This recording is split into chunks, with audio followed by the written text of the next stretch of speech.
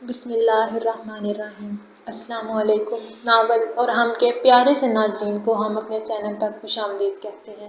ہم امید کرتے ہیں کہ آپ خیریت سے ہوں گے۔ بس ایک دعا مانگی تھی اس نے اپنے رب سے رو رو کر، یا اللہ مجھے کسی غافل انسان کی ہم سفر نہ بنانا۔ شاید اللہ کو بہت عزیز تھی، تبھی تو اللہ نے اس کی سن لی اور وہ اسے پا کر بھی لا حاصل رہا۔ وہ کہتی تھی تم اللہ سے کچھ بھی مانگو وہ تمہیں دے گا۔ اب اس کے دل میں کوئی خواہش نہیں تھی، بس ایک دعا تھی، یا اللہ اپنے راستے سے کبھی بھٹکنے نہ دینا۔ میں تیرا گنہگار بندہ سہی، لیکن اپنی رحمت کی نظر کرم سے مجھے کبھی محروم نہ کرنا۔ اے اللہ میں ایک بھٹکا ہوا شخص ہوں، مجھے تھام لے، مجھے اس دنیا کی روشنیوں میں کہیں گم نہ کرنا، مجھے ہمیشہ اپنی رحمتوں کے سائے میں رکھنا۔ وہ کتنی ہی دیر دعائیں مانگتا رہا، یہاں تک کہ آنسو اس کی آنکھوں سے بہنے لگے۔ ہر روز کی طرح آج بھی آنسوؤں کا ایک ریلا اس کے گالوں پر آر کا شاہد وہ صبح صبح رو کر اپنا ہر غم اللہ سے شیئر کر کے سارا دن پرسکون رہتا تھا۔ اب وہ نماز ادا کر کے سکون سے باہر لان میں آ کر رکا تاکہ تازہ ہوا سے لطف اندوز ہو سکے۔ چڑیوں کے چہچہاہٹ ماحول میں ایک الگ تاثر پیدا کر رہی تھی، ایسا لگ رہا تھا جیسے وہ بھی اپنے رب کی حمد و ثنا میں مصروف ہیں۔ انسانوں سے بہتر تو یہ پرندے اور یہ جانور ہیں جنہیں فرق پتہ ہے دنیا اور آخرت کا۔ اس کے گھر کے سامنے بلند و بالا حویلی میں اندھیرا پھیلا ہوا تھا، بڑی بڑی شیشوں کی دیواریں اندھیرے میں ڈوبی ہوئی تھی، جس میں ہر روز کی طرح وہ اس بات کا اندازہ لگا چکا تھا کہ اس کے اندر رہنے والے مکین آج بھی اپنے رب سے غافل نیند کی گہرائیوں میں ڈوبے ہوئے ہیں۔ لیکن وہ خاموشی سے پلٹ آیا، اسے کیا حق تھا کسی کی ذات کو جانچنے کا۔ وہ خاموشی سے واپس آیا اور کچن کی طرف قدم بڑھائے۔ اب اسے ہلکی ہلکی بھوک محسوس ہو رہی تھی۔ اس نے جلدی سے اپنے لیے ناشتہ بنایا اور چائے کے ساتھ اپنا ناشتہ ختم کرتے ہوئے اپنے کمرے میں آیا، جہاں روز کی طرح آج بھی اس کا موبائل بج رہا تھا۔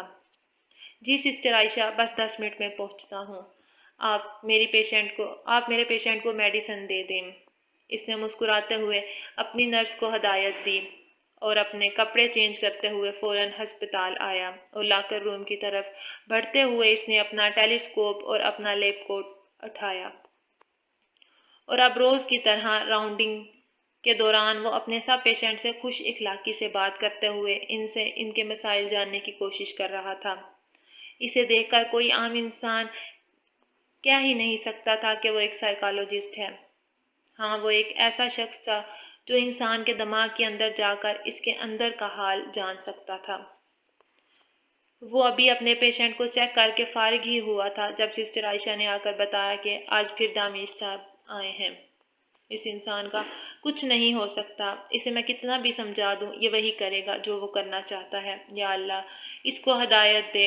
وہ دعا مانگتا ہوا اپنے کیبن کی طرف بڑھ گیا۔ دیکھو دامیش، تم اپنے غصے پر کنٹرول کرنے کی کوشش کیا کرو۔ اس طرح سے ہزاروں لوگوں کی پارٹی کے بیچ میں مار پیٹ کر کے تم نے ہر نیوز چینل کو اپنی طرف متوجہ کر لیا ہے۔ یہ دیکھو ان نیوز پیپرز کو۔ مشہور بزنس مین دامیش شاہ کی بیچ پارٹی میں مار پیٹ۔ ینگ ٹیلنٹڈ بزنس ٹائکون دامیش کا اپنے آپے سے باہر ہوتے ہوئے میڈیا کے نمائندے پر ہاتھ اٹھانا۔ دامیش، اتنا غصہ، اتنا جذباتی پن کس لیے؟ دامیش، تم اتنی بڑی کمپنی کو اکیلے سنبھال رہے ہو اور اگر اس میدان میں تمہیں آگے بڑھنا ہے تو تمہیں اپنے غصے کو کنٹرول میں کرنا ہوگا۔ اب بھی وقت ہے دامیش، چھوڑو یہ دنیاوی رنگ و رونق، رب کی طرف پلٹ آؤ۔ ڈاکٹر داؤد، جو سائیکالوجسٹ ہونے کے ساتھ ساتھ اس کا بہترین دوست بھی تھا، اسے سمجھاتے ہوئے بولا۔ 2 دن پہلے وہ اس کے ساتھ اس کی خوشی کو منا رہا تھا، لیکن اب دامیش نے پھر وہی کیا جس کا اسے ڈر تھا۔ اس کا غصہ اس پر سوار ہوتا تو وہ اس کی ہر سمجھائی ہوئی بات بھول جاتا تھا۔ یار خدا کے لیے ہر بات میں بس ایک ہی بات مت کیا کرو۔ میں نے کب کہا ہے میں کافر ہوں یا خدا کو نہیں مانتا؟ وہ میں اپنی دوا کھانا بھول گیا تھا کل، شاید اسی لیے مجھے ایسا نہیں کرنا چاہیے تھا۔ اس طرح سے تو میں نے میڈیا کو بہت بڑی نیوز دے دی ہے۔ وہ خود بھی بہت پریشان تھا، جبکہ داؤد کی باتیں اسے مزید چڑچڑا کر رہی تھیں۔ ابھی بزنس کی دنیا میں قدم رکھے ہوئے اسے مشکل سے 4 ہی سال تو ہوئے تھے۔ ابھی لوگوں نے اسے ٹھیک سے جاننا شروع کیا تھا کہ کوئی نہ کوئی غلطی اس سے ہو جاتی، لیکن اس کی غلطیوں کو صرف اور صرف داؤد ہی سمجھ سکتا تھا، اور کسی پر وہ اپنی غلطیاں ظاہر ہی نہیں ہونے دیتا۔ اس کے دادا نے مرنے سے پہلے اس کو اپنی دولت کا وارث بنا دیا، اور ان کے انتقال کے بعد وہ اپنے کام خود سنبھالنے لگا۔ وکالت کی ڈگری لینے کے بعد بھی اپنے باپ کو نیچا دکھانے کے لیے اس نے بزنس کا راستہ اپنا لیا، لیکن اپنے غصے کی وجہ سے اکثر اس سے کوئی نہ کوئی غلطی ہو جاتی، لیکن اس کی وجہ سے پرافٹ کے معاملے میں دامیش اپنے باپ سے ایک قدم بھی پیچھے نہیں تھا، لیکن اپنی ذہانت کی وجہ سے وہ ان سے بہت آگے نکل آیا تھا۔ داؤد اور دامیش میں زمین آسمان کا فرق تھا۔ داؤد دامیش کی طرح سخت دل نہیں تھا۔ پہلے اس نے بھی بہت غلطیاں کی تھیں۔ وہ بھی اسی کے جیسا تھا۔ بچپن سے جوانی تک وہ دونوں ہر غلط کام ایک ساتھ کرتے تھے، لیکن ایک وقت آیا جب داؤد سنبھل گیا۔ وہ دامیش کی طرح انتہا کا شفاق اور سرد انسان نہیں تھا۔ وہ بھی اپنی ذات کے لیے کسی بھی حد تک جا سکتا تھا، لیکن کسی کے لیے اپنے دل میں نفرت پیدا کر کے تا قیامت اس سے نفرت کرتے رہنا اس کے بس کی بات نہیں تھی۔ دامیش ایک بار کسی سے ضد لگا لیتا تو ہر حد پار کر جاتا۔ برسوں سے دامیش جہانگیر شاہ امیر خاندان کا بگڑا ہوا نوجوان کہلاتا آیا تھا، اور بزنس میں قدم رکھنے کے بعد بھی اس کا یہ لقب بدلا نہ تھا۔ ہائی سوسائٹی میں گرل فرینڈ رکھنا یا شراب پینا یا پھر جوا کھیلنا کوئی بہت بڑی بات نہ تھی۔ دامیش تو حد سے زیادہ شراب پیتا تھا، کیونکہ اس کے دکھ بھی تو بڑے تھے، لیکن سب سے اہم بات، وہ آج تک کسی لڑکی کی طرف متوجہ نہ ہوا تھا۔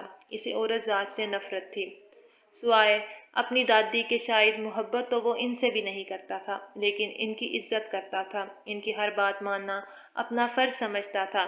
آج تک اس نے کبھی ان کی کوئی بات نہیں ٹالی تھی، اور جہاں تک بزنس کی بات ہے وہ ہر قدم میں اپنے دماغ کا استعمال کرتا تھا۔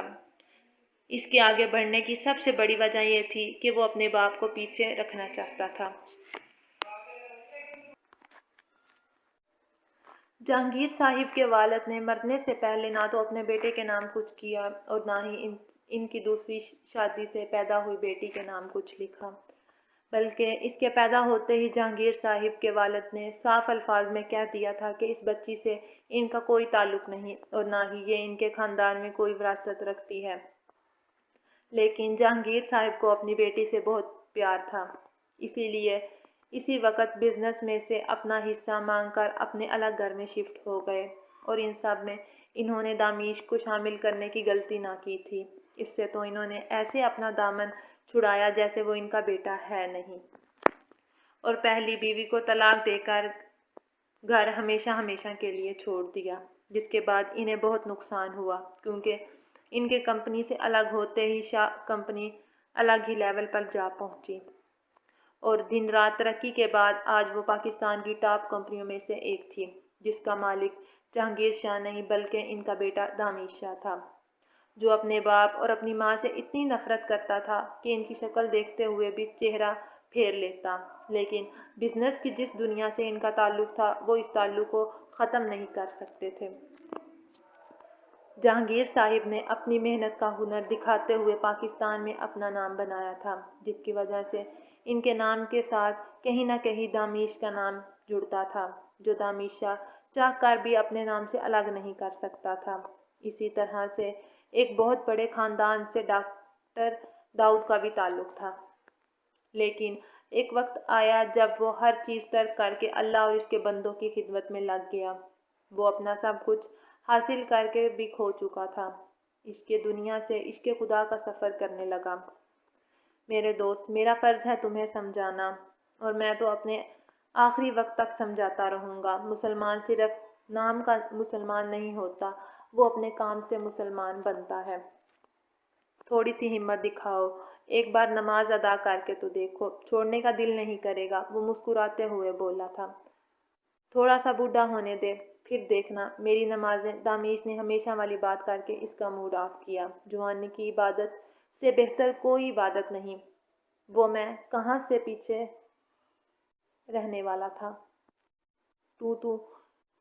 تو کر رہا ہے۔ جوانی میں عبادت، میرے لیے دعا کر دینا۔ وہ ایک آنکھ دبا کر مسکراتا ہوا باہر نکل گیا، کیونکہ اسے پتہ چل چکا تھا کہ یہاں اس کے مسائل کا کوئی حل نہیں۔ اسی لیے اپنا ٹائم ویسٹ کرنے سے بہتر تھا کہ وہ سیدھا اپنے آفس جاتا۔ پریا بیٹا، تم بہت اچھا کام کر رہی ہو، لیکن میں معذرت کرتا ہوں، میں تمہارے کام کا ٹھیک سے معاوضہ نہیں دے پا رہا، جس بات کا مجھے بہت افسوس ہے۔ سر نے اسے کتابیں ٹھیک کرتے دیکھ کر کہا، نہیں سر، آپ جتنا معاوضہ مجھے دے رہے ہیں یہ بھی کم نہیں ہے۔ میں تو آپ کی شکر گزار ہوں کہ آپ نے مجھے اس قابل سمجھا، اور جہاں تک کام کی بات ہے تو اس کام میں تو مجھے بہت مزہ آتا ہے۔ کالج کے اکثر اسٹوڈنٹ لائبریری سے کتابیں اٹھا کر کبھی کلاس میں، کبھی کینٹین میں، تو کبھی کہیں پر پھینک جاتے۔ سارا دن پڑھائی کے ساتھ ساتھ وہ ان کتابوں کو بھی سنبھالتی تھی، اور اس کام کے لیے سر اسے معاوضہ دیتے تھے، کیونکہ یہ کام سر کا اپنا تھا۔ لیکن اب اس عمر میں بار بار اٹھنا ان کے لیے بہت مشکل تھا۔ اب تو ان کی ریٹائرمنٹ بھی قریب آنے والی تھی، جس کی وجہ سے پریا بہت پریشان رہنے لگی تھی۔ اگر سر ریٹائر ہو گئے تو پھر اسے پیسے کون دے گا؟ یہ سوچ اس پر اکثر سوار ہو جاتی۔ اتنے تنگ حالات میں اس کے پاس یہی تو بس ایک نوکری تھی۔ اس کے پاپا ایک ٹرک ڈرائیور تھے، جنہوں نے ساری زندگی بہت ہی ایمانداری سے کام کیا۔ اگر وہ بے ایمانی میں ہاتھ ڈالتے تو بے ایمانی کی بھی انہیں بہت ساری آفرز آئی تھی۔ ٹرک کے بے شمار سامان میں غیر قانونی سامان ایک جگہ سے دوسری جگہ لے کر جانا مشکل نہ تھا۔ لیکن ناصر صاحب نے اپنی بیٹی کو حرام کا ایک نوالہ بھی نہ کھلایا۔ ساری زندگی ٹرک پر کام کرتے ہوئے آسان مشکل ہر حالات میں حلال کمایا اور حلال کھایا۔ انہیں تو اتنے پیسے کی آفرز آئی تھی جس سے ان کا نہ صرف گھر سنبھل جاتا بلکہ آج اس بیماری کا بھی علاج ہو جاتا جس سے وہ پچھلے 1 سال سے لڑ رہے تھے۔ اپنی بیٹی کو لائبریری میں کام کرتے ہوئے دیکھ کر ان کا دل بری طرح سے جلتا تھا۔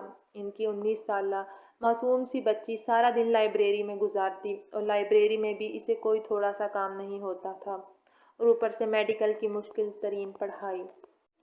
اب تو وہ اس کی میڈیکل کا خرچہ بھی نہیں اٹھا سکتے تھے۔ ان کا کینسر بری طرح سے بگڑ رہا تھا۔ وقت پر اسپتال نہ داخل ہونے کی وجہ سے ان کی زندگی اب بہت مشکل دہرائے پر کھڑی تھی۔ انہیں بس ایک ہی فکر کھائے جا رہی تھی، اگر انہیں کچھ ہو گیا تو ان کی معصوم بیٹی کا کیا ہوگا؟ اس کی ماں تو 10 سال کی عمر میں اس سے بچھڑ گئی تھی، اور اب وہ خود بستر پر پڑے اپنی بے بسی کا رونا رو رہے تھے۔ زندگی نے ان سے بہت کچھ چھین لیا تھا، ان کی زندگی، ان کا گھر، اور شاید اب یہ زندگی ان کی سانسیں بھی بہت جلد چھیننے والی تھی۔ اپنی بیماری کے ساتھ ساتھ ان کو سب سے بڑی ٹینشن اپنی بیٹی کی تھی۔ خاندان والے تو ان کی بیماری کا سنتے ہی اپنا دامن چھڑا چکے تھے، اور پریا کتنی مشکل سے ان کی دوائیوں کا خرچہ پورا کرتی تھی صرف وہی جانتی تھی، اور اپنے باپ کو ہر طرح سے مطمئن کرتی تھی۔ اسے لائبریری میں زیادہ کام نہیں کرنا پڑتا، اور وہ مسکرا کر کہتے، جیسے میں تو کچھ جانتا ہی نہیں، جس پر وہ خاموش ہو جاتی۔ اس وقت بھی وہ ہر کلاس سے کتابیں ڈھونڈتی اپنے بابا کے بارے میں سوچ رہی تھی، اور اپنے بابا سے زیادہ ٹینشن اسے اس وقت سر کی تھی، جو اگلے ماہ میں ریٹائرمنٹ لینے والے تھے، اور اگر وہ ریٹائر ہو گئے تو اس کی زندگی مزید مشکل ہو جائے گی۔ جیسے سوچتے ہوئے وہ اپنے واپس لائبریری میں آ کر کتابیں رکھنے لگی۔ سر اس کی پریشانی کو بہت دیر سے نوٹ کر رہے تھے، لیکن اب وہ بھی مجبور ہو چکے تھے۔ اب انہیں بھی یہ نوکری چھوڑنی تھی۔ اب ان کی عمر اس بات کی اجازت نہیں دیتی تھی کہ وہ مزید یہ جاب کریں، اسی لیے وہ مجبور تھے۔ ان کی اس پریشانی میں اس کا ساتھ نہیں دے سکتے تھے، لیکن انہوں نے اپنے ایک دوست سے اس کے لیے نوکری کی بات کی تھی، جس میں پہلے وقت میں وہ اپنے کالج میں پڑھ سکے اور دوسرے وقت نوکری کر سکے۔ وہ بھی ایک بہت بڑی لائبریری تھی، اور اس میں بھی زیادہ تر یہی کام تھا، لیکن پھر بھی وہاں پر زیادہ پیسے ملنا بہت مشکل تھا، اور پریا یہ نوکری کیوں کرنا چاہتی تھی یہ بات سر اچھی طرح جانتے تھے کہ کینسر کے مریض کی دوائیاں اتنے سے پیسوں میں نہیں آ سکتی، اور گھر کے اخراجات وہ شام کو لائبریری میں ہی بچوں کو ٹیوشن دے کر پورا کرتی تھی۔ وہ اس غریب کی زندگی کے تمام پہلو سے اچھے سے واقف تھے، اور اکثر اس کے گھر میں اس کے بابا کی طبیعت کے بارے میں جاننے کے لیے بھی آتے تھے۔ لیکن اب ناصر صاحب دن بدن کمزور ہوتے جا رہے تھے۔ بیٹی کی ٹینشن نے انہیں بہت برے حالات تک پہنچا دیا تھا۔ سر ان کی بہت مدد کرنا چاہتے تھے، لیکن وہ بھی کیا کر سکتے تھے؟ ان کے اپنے بھی بیوی بچے تھے اور ان کی تنخواہ سے مشکل سے ان کے گھر کا نظام چل سکتا تھا۔ اپنے بچوں کی پڑھائی اور روزگار کی فکر کرتے ہوئے وہ ہمیشہ ہاتھ کھینچ لیتے، لیکن پریا کو اس کے کام کی رقم ٹھیک سے ادا کرتے تھے کیونکہ یہ اس کا حق تھا، اور ان کا ماننا تھا کہ اگر حقدار کو اس کا حق ادا نہ کیا جائے تو اللہ انسان کی محبت سے دور ہو جاتا ہے۔ تو انسان اللہ کی محبت سے دور ہو جاتا ہے، اور کوئی مسلمان اللہ کی محبت سے دور ہونا چاہے گا۔ اسی لیے لائبریری میں پریا جتنی زیادہ محنت کرتی تھی، سر اسے اتنا ہی معاوضہ دینے کی کوشش کرتے تھے، لیکن اس کے باوجود وہ پریا کی ضروریات کو پورا نہیں کر سکتے تھے، جس کا انہیں بہت افسوس تھا۔ کیا بات ہے مہریش، تمہارا موڈ کیوں اتنا خراب ہے؟ سب کچھ ٹھیک تو ہے؟ وہ کالج آئی تو اپنی کلاس میں جا کر بیٹھ گئی۔ مہریش اور اتنی اداس لیلا پریشانی سے اس کے پیچھے کلاس میں آئی تھی، جہاں اس کے گروپ کی لڑکیاں پہلے ہی اس کے قریب بیٹھی تھیں، لیکن وہ سب اس کی خاص دوستوں میں سے ہرگز نہیں تھی جتنی کہ لیلا تھی۔ لیلا پریشانی سے اس کے قریب آ گئی تھی، جبکہ ان دو لڑکیوں کی باتوں پر اسے سخت غصہ آ رہا تھا۔ لیلا تو اس بات کو لے کر پریشان تھی کہ اس کے دوست اتنے دن کے بعد امریکہ سے واپس لوٹی ہے، اور مہریش کیسے بنا اہمیت دیے اندر چلی گئی۔ لیلا اور مہریش ہائی کلاس فیملی سے بلانگنگ کرتے تھے، اسی لیے ان کی دوستی بھی باکمال تھی۔ اپنا منہ بند رکھو، اور خبردار جو کسی نے میری سہیلی کے خلاف ایک لفظ بھی کہا۔ وہ غصے سے ان دونوں لڑکیوں پر چلائی، جو کہ مہریش کو دلاسا دینے کی بجائے تانے دے رہی تھی۔ کیا ہو گیا ہے لیلا یار، ہم نے ایسا بھی کیا کر دیا؟ ہم جو کہہ رہے ہیں وہ بالکل سچ ہی تو ہے۔ ایک ہفتے سے تو نیوز پیپرز میں یہ نیوز آ رہی ہیں، بے مہری جہانگیر انکل کی جائز نہیں، بلکہ شٹ اپ یو، مہریش چلاتے ہوئے بولی تھی۔ میں کون ہوں کون نہیں یہ تمہیں بتانے کی ضرورت نہیں ہے مجھے۔ اگر میں ناجائز ہوتی تو ڈیڈ مجھ سے دور ہوتے، نہ کہ وہ دامیش شاہ سے۔ جب میں پیدا ہوئی تھی تب میرے ڈیڈ اسے چھوڑ کر آ گئے تھے میرے پاس، کیونکہ میں ان کی اصل بیٹی ہوں، اور مجھے اس بات کے لیے کسی کو ثبوت دینے کی ضرورت نہیں ہے، اور نہ ہی میں تم لوگوں کی بکواس سننے کے لیے یہاں بیٹھی ہوئی ہوں۔ اس سے پہلے کہ میں تم دونوں کو اس کلاس سے بلکہ اس کالج سے بھی آؤٹ کروا دوں، دفع ہو جاؤ یہاں سے۔ وہ غصے سے ان دونوں کو دیکھتے ہوئے بولی، جبکہ دونوں لڑکیاں منہ میں بڑبڑاتے اس کا مذاق اڑاتے ہوئے باہر نکل چکی تھیں۔ باہر جاتے جاتے بھی وہ ان کی آواز کو بہت اچھی سے سمجھ چکی تھی۔ دفع کرو ان بدتمیز لوگوں کو۔ تم مجھے بتاؤ آخر کیا ہوا ہے، مسئلہ کیا ہے؟ لیلا نے پریشانی سے اس کا چہرہ دیکھا۔ ہمیشہ فریش اور بیوٹیفل دیکھنے والی لڑکی کی اتنی اداس اور مرجھائی ہوئی، اس نے تو اپنی دوست کو ایسا کبھی نہیں دیکھا تھا۔ لیلا، میں جس دن سے پیدا ہوئی ہوں میرا مسئلہ دامیش شاہ ہے، جو کوئی طریقہ نہیں چھوڑتا مجھے بدنام کرنے کا۔ محفل میں اس نے سب کے سامنے کیا کہا ہے، میں ڈیڈی کی ناجائز بیٹی ہوں۔ میں جہاں جاتی ہوں میڈیا والے کیمرہ لے کر میرے پیچھے پیچھے بھاگتے ہوئے مجھ سے سوال پوچھتے ہیں کہ کیا میں جہانگیر شاہ کی اصل بیٹی ہوں۔ لیلا، میرا دل کرتا ہے میں اس شخص کی جان لے لوں، اور اب میں ایسا ہی کروں گی۔ میرا دل چاہتا ہے میں اسے جان سے مار دوں، اور لیلا یقین کرو میں اسے مار دوں گی۔ وہ کچھ نئے انداز میں بولی تھی، جیسے ارادہ سچ میں اسے قتل کرنے کا ہو۔ اب تک کے لیے اتنا ہی۔ اگر آپ کو ہماری یہ ویڈیو اچھی لگی ہو تو ویڈیو کو لائک کریں، کمنٹ کریں، چینل کو سبسکرائب کریں، اور ویڈیو کو اپنے دوستوں کے ساتھ شیئر کرنا مت بھولیے گا۔ ملتے ہیں اگلی ویڈیو میں ایک نئی ایپیسوڈ کے ساتھ۔ تب تک اپنا بہت سا خیال رکھیے گا، اور ہماری ٹیم کو دعا میں ہمیشہ یاد رکھیے گا۔ اللہ حافظ۔